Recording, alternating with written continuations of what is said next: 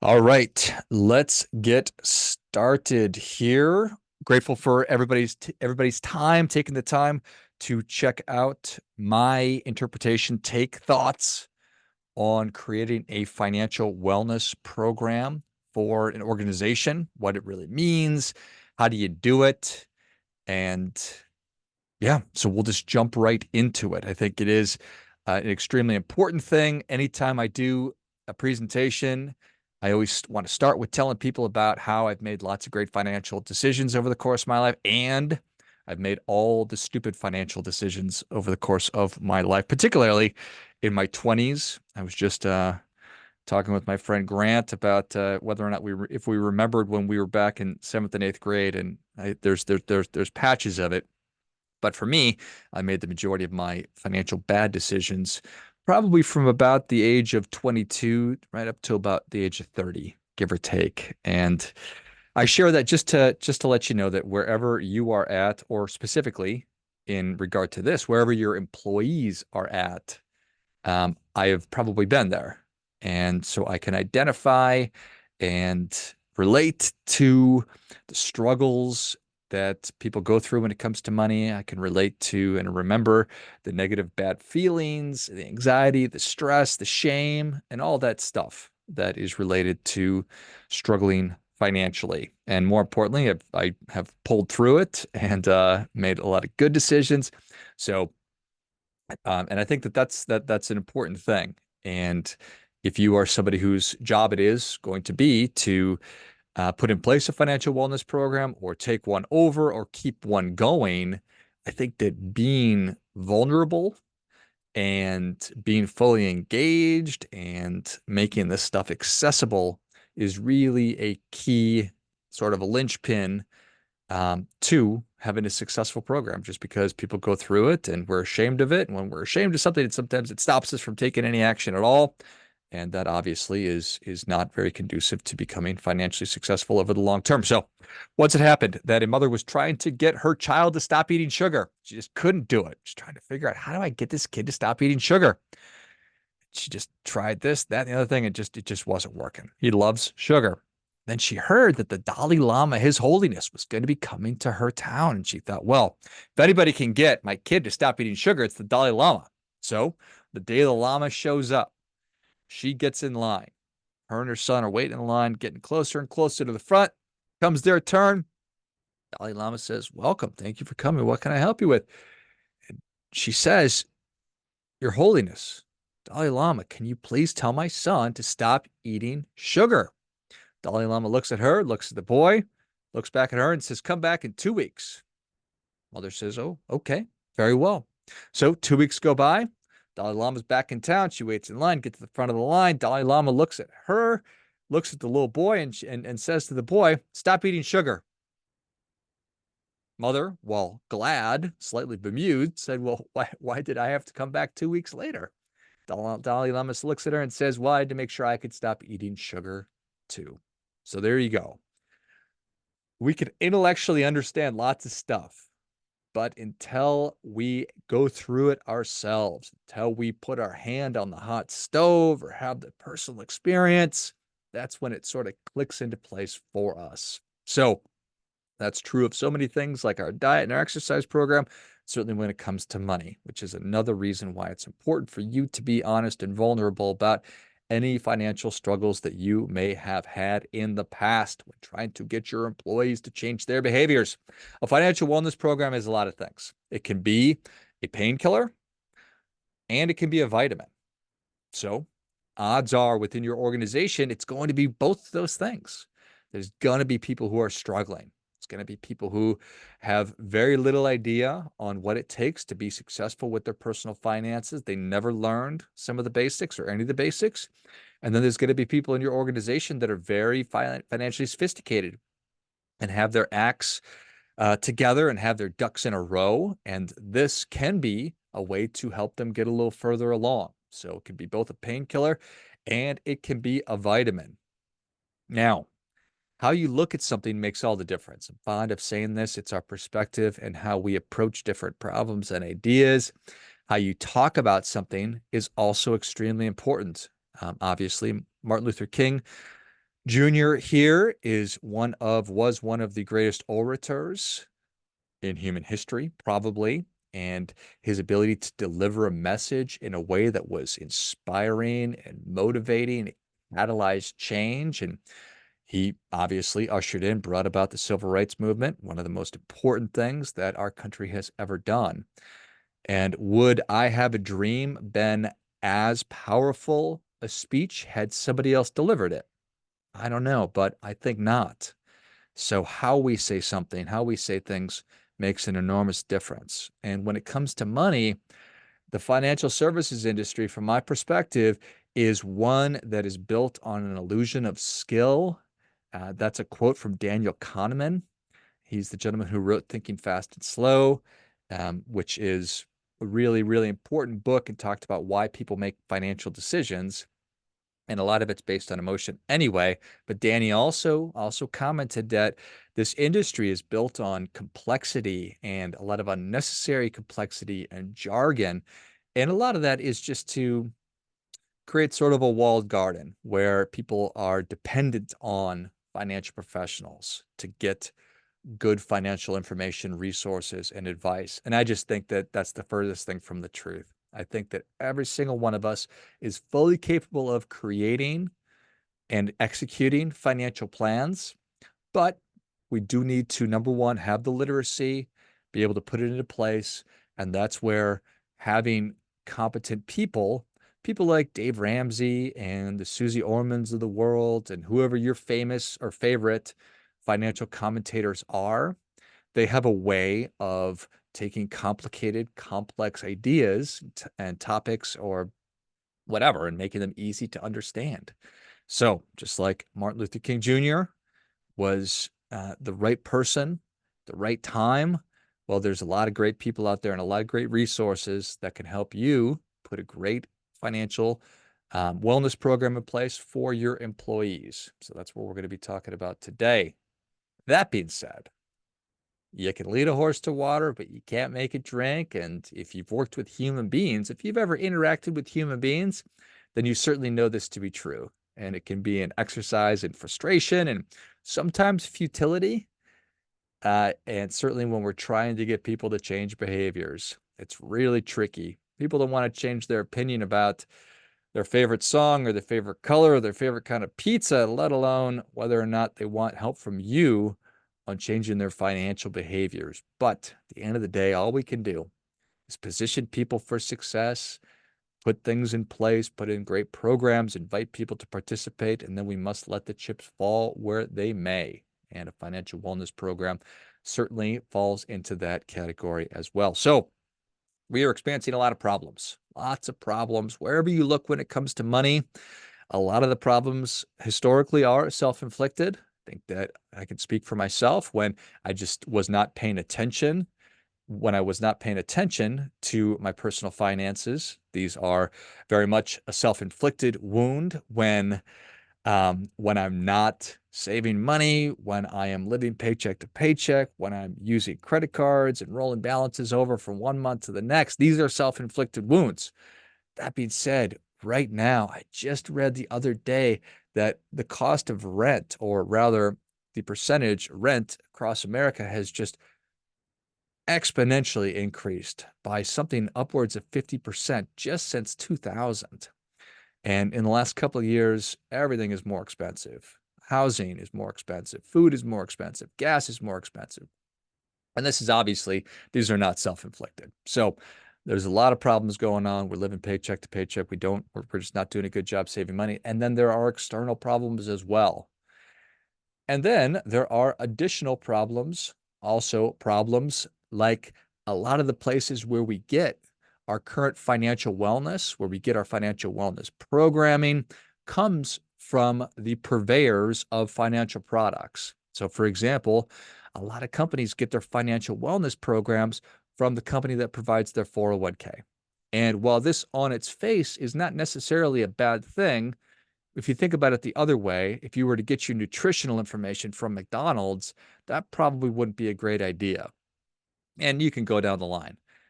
There's conflicts of interest. And I'm not saying that there's a conflict of interest. If you've got a great 401k provider that's doing an awesome job on the financial wellness, then it's probably not a problem.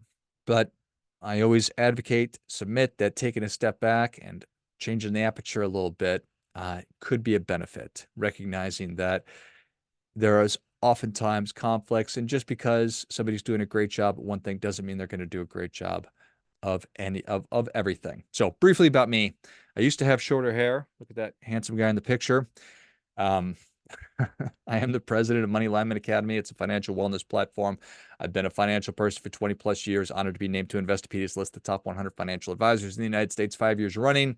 I'm a podcaster, so I host the Lifeblood podcast as well as the Aligned Money Show, and I write and speak on financial topics all the time. More importantly, perhaps, the young man about to smash the sandcastles that I created there. That's Jack. He's my 4-year-old, and James is my 7-year-old there.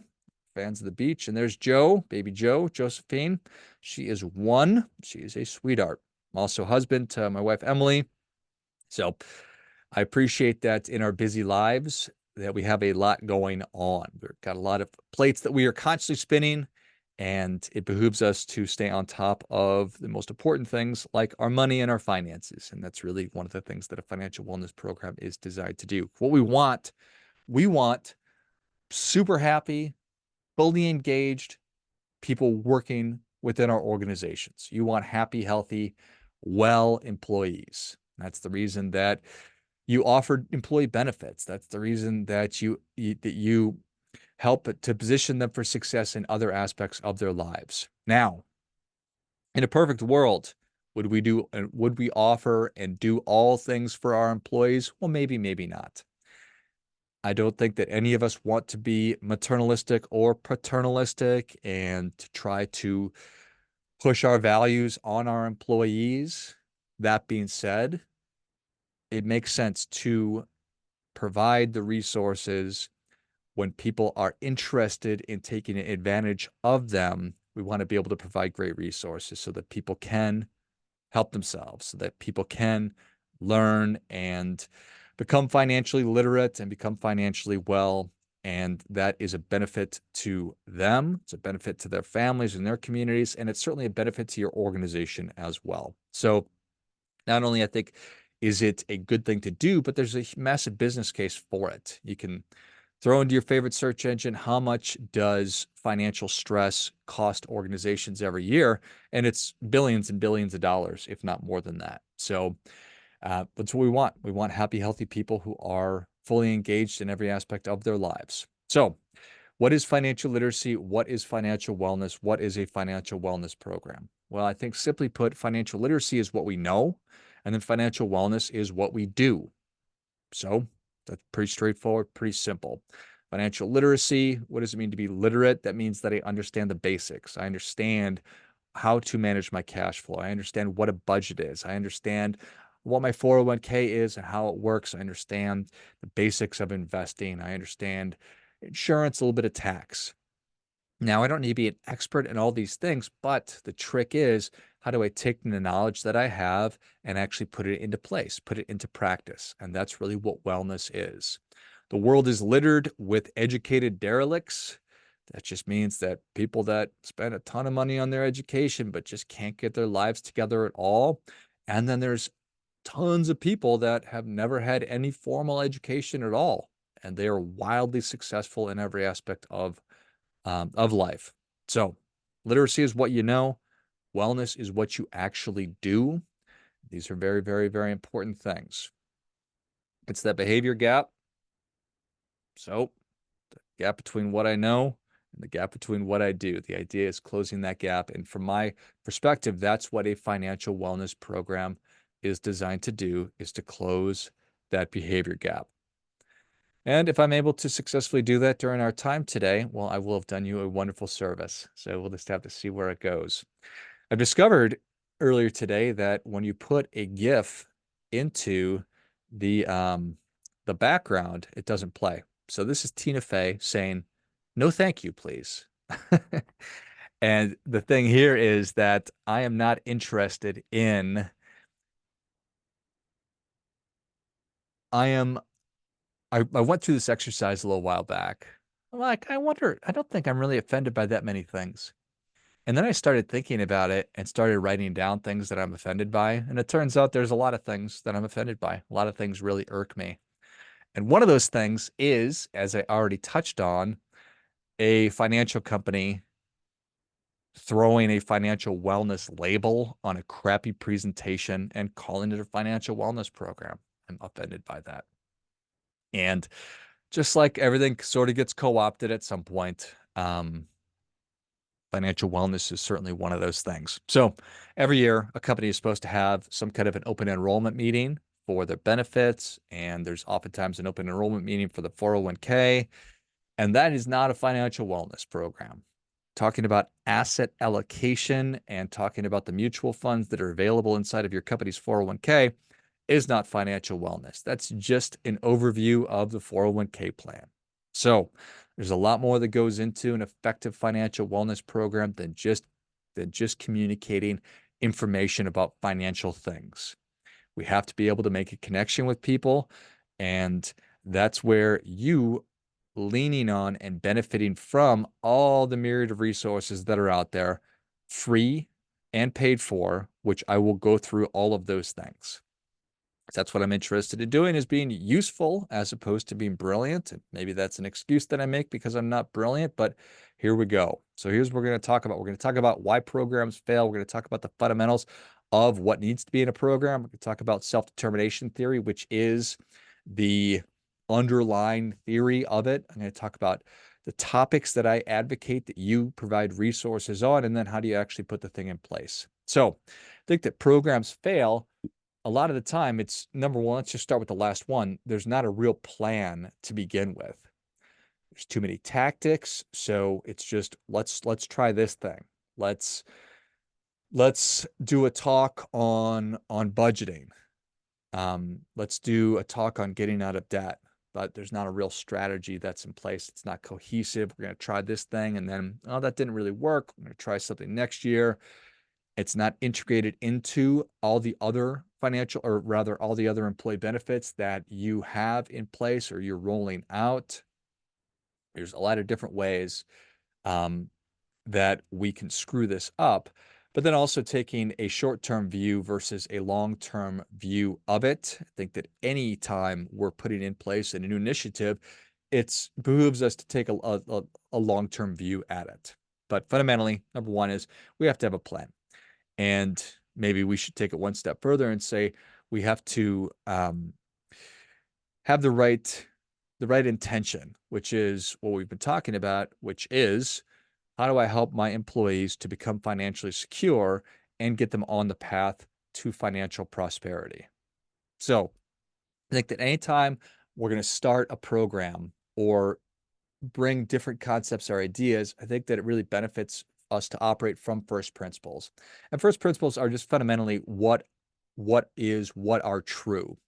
And Elon Musk, whether you like Elon Musk or not, he is an extraordinary person who has either created or has disrupted a handful of industries in a very, very short amount of time.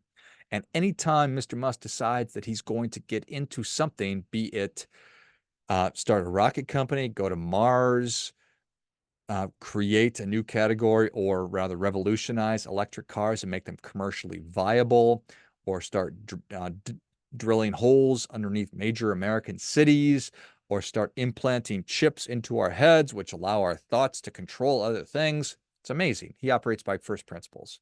So if he had just followed conventional thinking, then I don't think that Tesla would be a thing. I don't think that SpaceX would be a thing. I don't think that the other 5 or 6 things that he is into would actually be a thing. So instead of just looking at what everybody else was doing from a battery technology standpoint or from a rocket ship building standpoint, he went to first principles and said, okay, what goes into a battery? What materials do we need to actually make a functioning rocket? And let's operate on first principles. So I think that doing that when it comes to our personal finances also makes a ton of sense. Let's take a big step back without trying to get too fancy. Let's figure out, what do people really need in order to become financially successful? And I think it's a lot easier and it's a lot simpler than we make it out to be. None of this stuff is easy. If it were easy, then people like me wouldn't have jobs. But it is pretty simple. We just operate on first principles, which is what we're going to be doing in just a second. And I think that we want to design a program that builds on itself.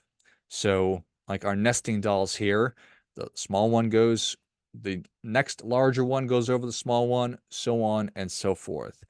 And I also advocate that we create programs that are repeatable, easily implementable, and mostly, I guess the repeatable part is the most important thing, because the reality is that you're going to have employees that are new to your organization all the time. And they're going to need oftentimes the basics. And then you're going to have employees that have already been through the basics, and maybe they want to go back through. And that's great if they do, but you're going to need an intermediate offering, then a more advanced offering. And while it's not possible to be all things to all people, I do think that we can put together for lack of a better term, a wheel of training that's going to allow us to offer programming that will make sense to your employees depending on what stage of life that they are in. Because your 20-year-old employee is going to need something different than your 65-year-old employee. So this is all common sense, but that's really what personal finance is, or a big part of it, certainly developing a financial wellness program for your company. Just keep that in mind, which I think you probably already know, but important thing. And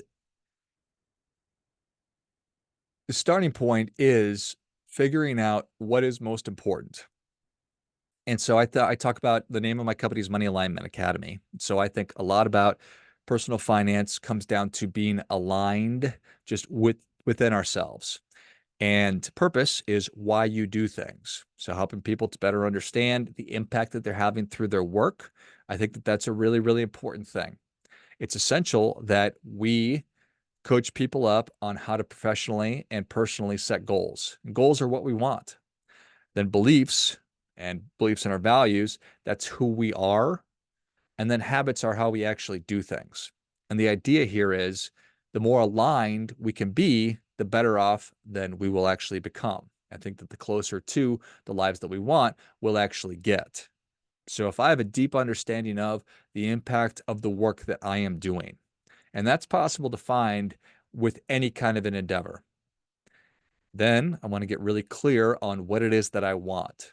It's a human superpower to be able to envision any life that I want in the future, and then to make plans for bringing that desired future into my current reality, and then to execute on those plans, actually do it. If that's not a superpower, I don't know what is. But the reality, unfortunately, is that only 3% of Americans have written goals, and the verdict is in. You write down your goals, you can exponentially increase your odds of actually achieving them. And then habits, that's the whole game. If you have good habits, you're probably going to be successful. If you have negative or bad habits or no habits at all, you're going to have a hard time becoming successful. And this is true of diet and exercise. It's true of relationships. It is true of our personal finances as well. And it's obviously true for how you run your business. So this is what I want and instill to help you instill in the lives of all of your employees. And you can have the purpose book. And these are the 4 main ideas: purpose, goals, habits, and beliefs are what I cover in the purpose book. And this is free. So you can download a PDF copy of it. Obviously, you can buy a copy if you're interested, but there's going to be a lot of resources. All the resources that I'm going to talk about today are going to be free. So you're going to be able to access all of them, and then putting them all together, that is the part 2 of the trick, for lack of a better term. So I think that to be successful, we must know what is of the greatest importance, because not everything can be the most important thing, right? We have to have a hierarchy of what we think is the most important thing. And then we need to figure out how to do the most important things. So we need to figure out what's most important, and then we need to figure out what we need to do in service of getting those things that are most important. And so these are our standards. So it could be, this is the information that we must learn. This is the activities that we must do. So I refer to these as our table stakes. And technically what table stakes are, these are the buy-in for a card game. If you ever played poker, there are table stakes. So to get in the game, you have to ante up some money. And I think that to get the life that you want, to get the success in your business that you want, and to have a successful financial wellness program, you have to understand what your table stakes are. So these are our minimums. And the last thing that I want is for you to be too ambitious, to be overly ambitious, and to try and boil the ocean. What is of greater importance is let's put something in place that is sustainable, that we can consistently do. And then as you get that down, then you can add more things in.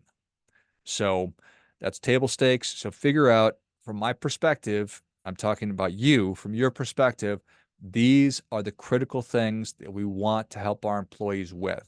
And I say that because you know your company way better than I do. Your company could have 1,000 employees, it could have 5 employees. So each organization is going to be a little bit different. And what you need, or rather what your employees need, is going to be dependent on what your organization is like. So I'm going to give you lots of different ideas, and then you can take some and pass on others and say, okay, these are what we're going to run with for 2024 and then into 2025 and into the future. But we think that these are the most critical things to be focused on. So self-determination theory, I came upon this idea and I just loved it. I love the idea of being a self-manager, and I understand the importance of helping other people to develop their self-management skills, because that's what you want. You want high-achieving people who understand how to manage their own behaviors, how to manage their own activities, and obviously, you and I have a hard time doing that on our own. And then we have families, we have to help our loved ones do that. And you, as an employer or head of human resources or whatever position that you're in within your organization, it benefits you to help your direct reports, your employees, to be as great self-managers as they possibly can be, and to give them the tools that they need to become successful. And that's what self-determination theory drives at. And I think it's a big key to all of this. Fundamentally, it's just there's never going to be anybody more interested in your financial success than you are. And it's true of you, it's true of me, and it's true of your employees. So we want to give them the key to unlock their financial success. And I think that self-determination theory does that. Briefly, there's 3 aspects of it: competence, autonomy, and then relatedness. Competence just speaks to our human desire to get good at things. So I want to develop just a basic understanding, sort of a 101 level understanding of personal finance. And then a lot of people want to get to 202. Some people want to get to 303. But we want to help them to get to whatever desired level that they want to get to. I'm not interested in turning people into an MBA or a CFP or a CFA or whatever. I'm not interested in turning people into financial experts if they're not interested in that. I am interested in helping them understand, here's the stuff that has to happen, whether or not you have the interest or the desire to do it. If you do, great. If you don't, then here's how you can get it done, or here's how you can loop in additional people to get these things done. Okay, so competence says we need to know how to do things. And for the most part, people want to learn how to do things. And particularly when we present it to them in a way that's easy to understand and easy to consume, that's when we're becoming successful at helping people to become competent. Autonomy simply means that, and I know I understand and appreciate that you understand what autonomy means, but we want the freedom to be able to complete different tasks as we see fit. So great employees that do a great job, you want to stay out of their way. You want to clear their path so that they can run and be successful, and it takes less resources from you to manage them. You've done a great job training and coaching them up, and you've got a wonderful contributor. Well, from a personal financial standpoint, we want to give them options and resources. Say, if you want to learn about budgeting, here are several different ways that you can do it. Here are some videos that you can watch on it. Here's a course that you can take on it. Here's some written materials. I think you get the idea. So you get to choose. We're going to make all these different things available to you. What makes sense? What are you interested in? Might not be this quarter, maybe next quarter you'll be interested in that, but we're giving people the autonomy and the freedom to do it. And then relatedness says that we like to become or be a part of something. We all want to be a part of something that we feel is greater than us. This is the opportunity that companies have to create great cultures. It's an opportunity to help people feel like they're part of an organization or a team that has their best interest in mind. We all need people around us that can give us a hand up when we need it or can give us a kick in the butt when we need it. And that's really what relatedness does. It's a community of like-minded people. So how do we help to foster that? Well, I think that this is really one of the main reasons I get excited about financial wellness programs in general, because we get so much of our benefits. We get so many of our benefits from our employers. Obviously, we have our health insurance and this, that, and the other thing. So this is an opportunity to also help our employees to become financially successful. And that you're interested in this suggests that you are also cut from that cloth. So how can we fit in personal financial information, financial wellness training and resources into our existing company culture? How can we become more intentional about creating a culture of learning and collaboration and teamwork and all of these things? How can we get that a little further along? And how can we get people to take advantage of it? So that is the idea here. So it's competence, autonomy, and relatedness. That is what we are driving at. Those are the three key pillars of self-determination theory. And I think something that will really help your program to get off the ground and become successful. So, desired outcome. I talk about how I want people to get whatever they want with money. So if you want to get rich, I am here for it. Let's go. Let's figure out how to do that. If you just want to get out of debt, you want to be out of credit card debt, you want to stop worrying about money, you want to not live paycheck to paycheck anymore, well, I'm interested in that too, more so than anything else. I'm interested in helping working class people get better at money so they can live how they want. And I think too often we put the cart before the horse and we want to talk about becoming financially prosperous before we talk about financial security. Financial security is not the most exciting thing in the world, but I believe it to be the most important thing. And while I want everybody to become financially prosperous, again, you're never going to be there. You're never going to be able to get there until you first have financial security. And so a lot of what I talk about is based on that, based on understanding what it is that I want. It's based on understanding the way that my brain thinks about and I currently interact with money. It's making sure that I have a good understanding of how all the different financial things work and then bringing it all together. So security first, then prosperity. So I think that a good financial wellness program can have both of those components or all of those components. So here are the topics that I advocate or suggest that you put into place. So I love the purpose book. Again, it's purpose, goals, beliefs, and then habits. And I think that that can be a foundational piece to a wellness program in general. It's certainly a financial wellness program. So that covers all of it. And it's a short read.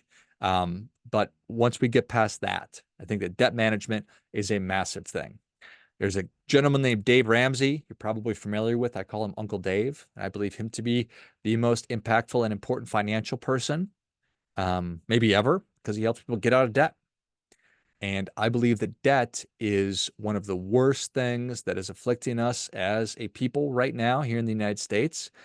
The average American has, I bet it's way higher now. It was $7,000 of credit card debt about a year ago. I think that that's the last time I looked. I guarantee it's higher than that. When we're living paycheck to paycheck, that means that obviously we're just spinning our wheels and we're not getting ahead financially. So having a good debt management resources to help people understand how to manage their finances, how to get out of debt, and a big part of that is just managing cash flow is essential. I think that understanding how to put together a personal budget is also an essential thing. This is what I hear about this all the time, and I'm really surprised. I speak to at large companies really frequently, And when I have an initial conversation, people will say, you know what my people really need is basic information on budgeting, but I bet that's not something you do. I'm like, whoa, why would you think that? That's a huge part of what I do, a huge part of the conversations I have with companies, because we have to manage those fundamentals. So we need to be able to help people with a personal budget. We need to learn about just basics of investing. So I need to learn about what kind of an investor I am. Am I an aggressive investor? Am I a conservative investor? I need to understand the different accounts that are available, the different investment vehicles like stocks versus mutual funds or ETFs, exchange traded funds, real estate investing, cryptocurrency, this, that, and the other thing. People have questions about all these kinds of things. And if your company offers a 401k plan, it's essential that people understand how that works, so that they can effectively use it. It's just offering the plan. That's an awesome first step. Just giving people a couple of additional tools for how it actually works, super important.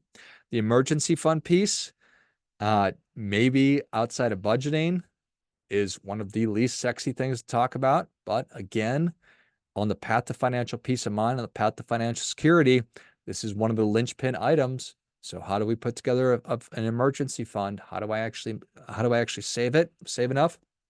Home ownership, the American dream, which feels to be slipping out of our fingers slowly and slowly and slowly and faster and faster and faster lately. We still need resources on how to put together a plan for saving up a down payment, understanding all the different costs, and how do I actually buy a house and successfully do that. So that's really important. Paying for education. If I ever want to scare somebody or freak them out, I just show them what the cost of an education is going to be 10 years from now, 20 years from now. And that usually sufficiently does it. And I kid, but it's not very funny at all. So making a plan for figuring out how to help kids with education or how to position them for education is a really important conversation. Retirement income planning. It's one thing to save enough money to be able to step away from full-time employment, then quite another to actually be able to design a program or create a plan for how do I take all this money that I saved and turn it into income that'll last for as long as I need it to. So that is a key thing. And then finally, in estate planning, from an estate planning perspective, estate planning is for everyone. It's one of those terms that sounds super fancy, but most everybody should have a will, and you can do that for free. So there's lots of different resources on putting together a will, and then the sky's the limit for complex or sophisticated estate planning. But the majority of us just need information on putting together a will, setting up guardianship, topics like that. So you see that we cover foundational stuff like cash flow, budgeting, debt management, getting your emergency fund set up. So we call that protection. So your protection piece, and then it's accumulation. So how do I save money for goals and priorities? Down payment on a home, retirement, kids' education. And then finally, from a distribution standpoint, how do I take all the money that I saved up and turn it into income that will last for as long as I need it to? We cover and touch on the three different stages of our financial lives, which are, again, protection, accumulation, and distribution. So within this, we have information that's going to benefit most every employee that you have. And for those employees that are super sophisticated, we can talk about bringing some additional resources to them as well. But these are the topics that I submit and advocate that you start with. And then it's a function of how do I deliver this information? And we're fortunate in a time where every single one of us is walking around with a cell phone on us. And through that cell phone, we all have access to YouTube. We can scroll through different blogs. There's podcasts on literally every single topic. Those are all free. And I have gone through and curated videos, so YouTube videos, blog posts, and podcast episodes for every single one of these areas. So for all the topics, I've gone through and curated videos and podcasts, and not just my own stuff, but from Dave Ramsey and from Investopedia and from other podcasters and things like that. So I will put that in. If you are listening to this after the fact, I will put it in the notes of all the different places that this video is published, or this audio is published. And if you are live with us today, you can shoot me an email and I can email you the actual PDF document that goes through all the different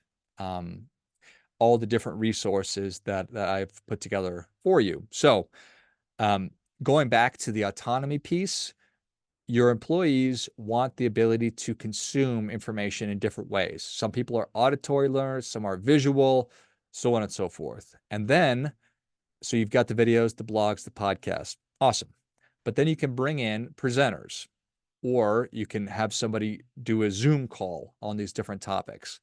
And I'm happy to talk about different resources or reaching out and finding out some more people that can come in and do those at a low cost or potentially even free. And then there's lots of different places to get online courses as well, some free, some paid. But these are the different ways that I would suggest, or that you provide resources that people can choose from and participate in. Some people would not be interested in sitting in a room with their peers talking about money. Some would be very interested in that because they're open and they're not shy about that kind of thing. Some people want the freedom to be able to go through an online course on their own. Some people just want to watch a video. I think you get the idea. So finding as many different resources as possible. And then some different tools for creating financial wellness within an organization. I think that a 401k plan is a really, really important addition or an important part of helping employees to become financially well. And right now, half of employees in the United States do not work in an organization that has a 401k. And there's very little excuse for that right now because there's something called the Secure Act.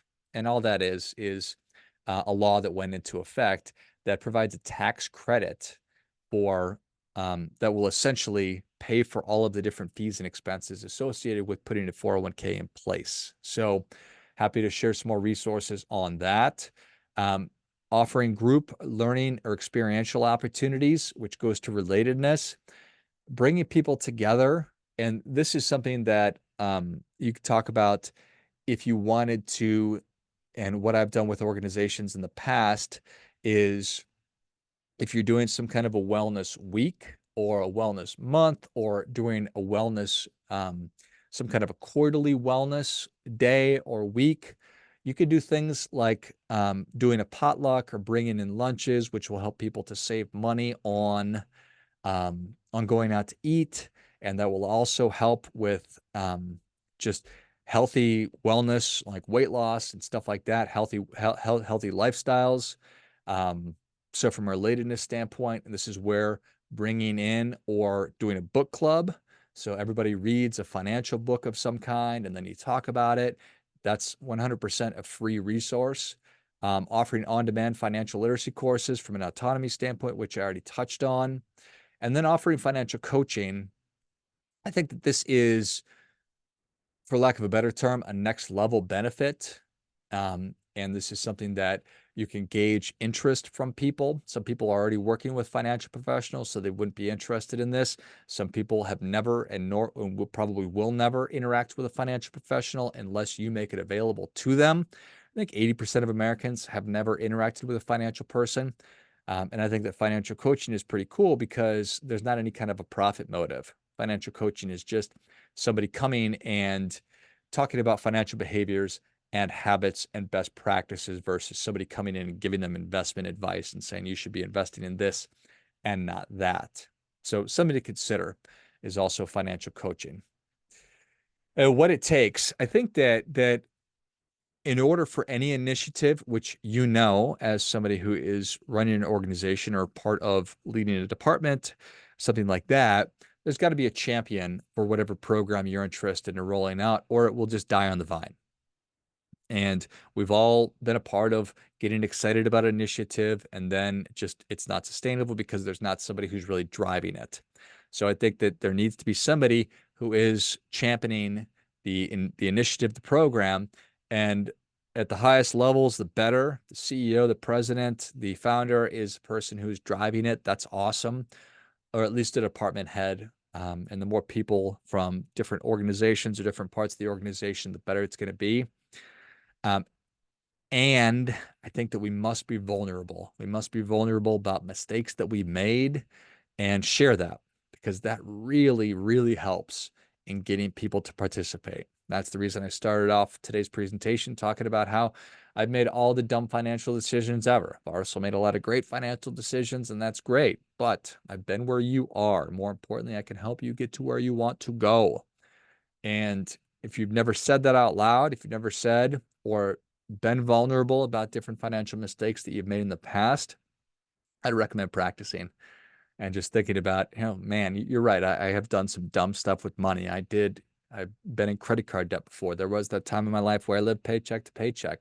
It just makes it a lot more human, makes you a lot more accessible. I think that that's important when we're talking about money because we do carry around so much shame and stress and negativity when it comes to this. So the more we can integrate a financial wellness program into what other benefits that you have or what other wellness programs that you have, that's all for the better. So I find a lot of the time that a lot of great organizations have some kind of wellness initiatives that they're working on, but they haven't gotten around to or they haven't added the financial wellness piece yet, or they're just offering programming from their 401k company, which is again better than nothing. So, but the more we can integrate it into everything else that we have going on, the better. Utilize all the different mediums that are possible, which we talked about, and then consider a wellness week or quarterly programming. And again, make it so it's repeatable. Make it so it's repeatable. Make it so you're not struggling at the last minute to figure out what it is you're going to do. So plan it in advance. We talked about how a lot of these programs fail because there's not a plan. So let's look out a year or two, at least quarterly, and say, okay, next quarter, here's what we're going to be focusing on. Here's what we're going to be rolling out. So first quarter could just be, let's talk about cash flow budgeting and an emergency fund. And then let's talk about getting out of debt the next quarter. And then we're going to talk about what kind of an investor you are and how to put and how to better understand your 401k. And so you can put together a year's worth of content, I think, fairly easily, fairly quickly, and then talk about different ways to reinforce that. So I think a wellness week is a cool thing, but on a quarterly basis, that's probably good, or twice a year. I was doing through Money Alignment Academy, I was doing week or monthly workshops, and I think that was probably a little bit too much for organizations. But making things available that people can just opt into, that's the autonomy piece, and you give people the options or the ability to consume more information, well, then by all means. You don't have it like that. You can literally put together a program for free. In the resources that I put together, you don't need to pay for anything. That being said, there are wellness dollars that are available through insurance companies. So whoever does your benefits, your health insurance, reach out to them and ask them if they have wellness dollars that can be allocated to you, your company, and your wellness programs that you can then use to pay for some additional programs. And that can be really any kind. It can certainly be for this, what we're talking about today, but it can also be for other things too. So reach out and find out if there is money that is available to you. When we're talking about financial wellness, when we're talking about financial programs, a word of caution. The last thing I would ever want to do to my employees is to turn a motivated financial sales person loose on them. I don't want them to feel like they're in a sales environment. I don't want them to feel like if they pick up the phone and call me, that I'm going to be pitching them some kind of financial product or anything like that. And that's a quick way to get people turned off to your program. So just be very cautious with who it is that you're working with and who it is that you are introducing into your employees' lives and your employee population, because that's a good way to sideline the program and just to get it started off on the wrong foot.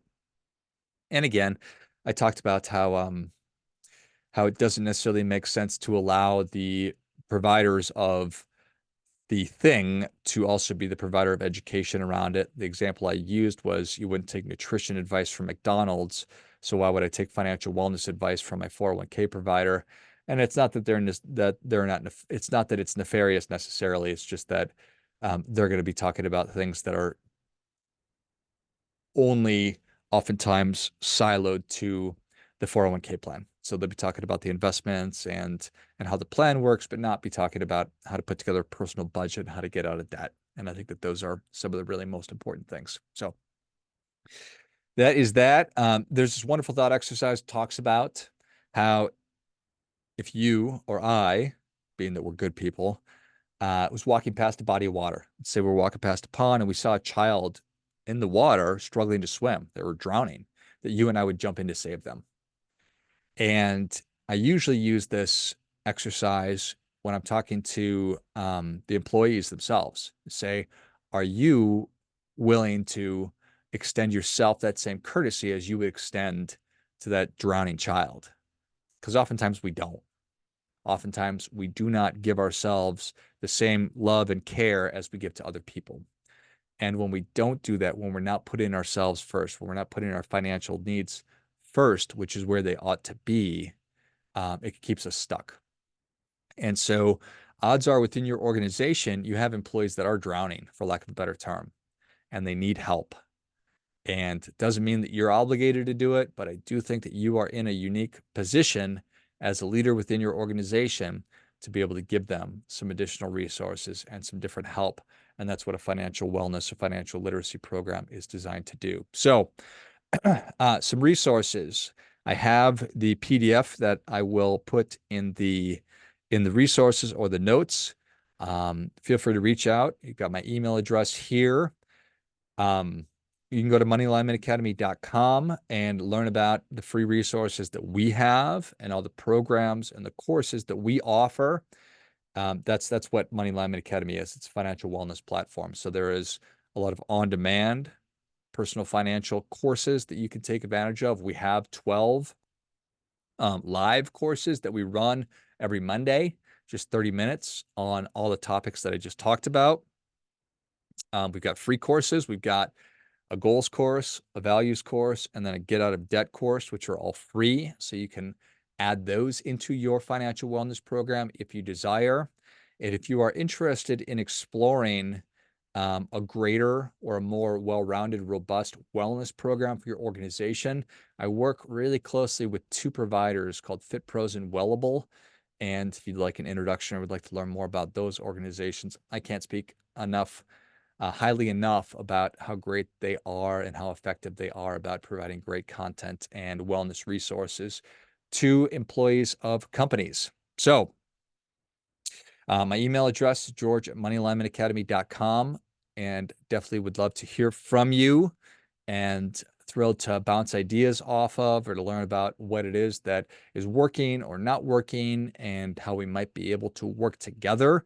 I am interested in, my whole goal is, again, helping people to get better at money so they can live how they want. And I think that there's a big opportunity at the employer level to be offering these programs, these benefits, which is why we're doing this workshop or this webinar today. So, all right.